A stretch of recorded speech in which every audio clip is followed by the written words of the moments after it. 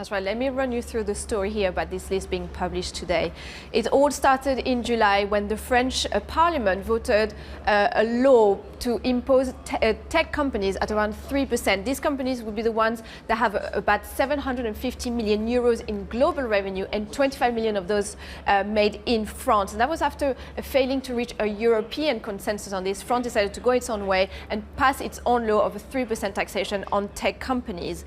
Now, that's when the US Trade Department decided to open an investigation and figure out whether this amounted to unfair trade practices. Then in July, President Trump said that it was a foolishness on behalf of President Macron, hinting that wine could be one of the products that the US government would put tariffs on in retaliation for this tech tax, saying that he actually preferred American wine to French wine. So this was the first hint on what kind of product could be had tariffs on in retaliation of this tax.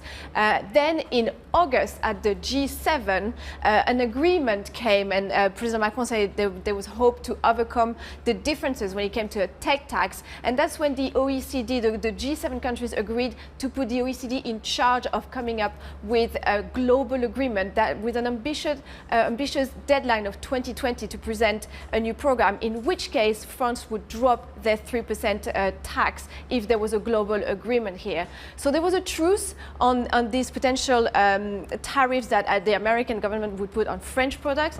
This truce has come to an end just last week, and now today the US Trade Department is publishing the list, and that's the conclusion on the investigation that they started in July when the French Parliament voted the law. They will publish today their recommendations. Now it's up to President Trump to decide if and when he would impose some tariffs on certain French products.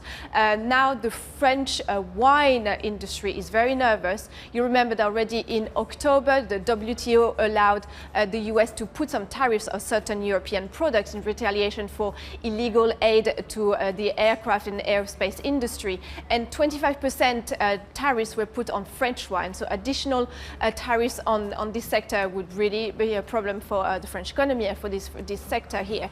So now the French Finance Minister Bruno Le Maire said last week it would be incomprehensible to put tariffs now, after this investigation by the US Trade Department, now that a possible agreement with the OECD would be very close at hand. The first conclusion from the OECD will be published in January, so now it's expected that maybe the truce will be extended until then and see the first conclusion from the OECD.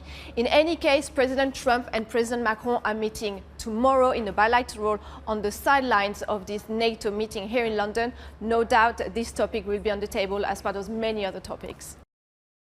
Hi, I'm Joanna Bersecci, and thank you for watching. You can check out more of our videos by clicking on the boxes on the screen.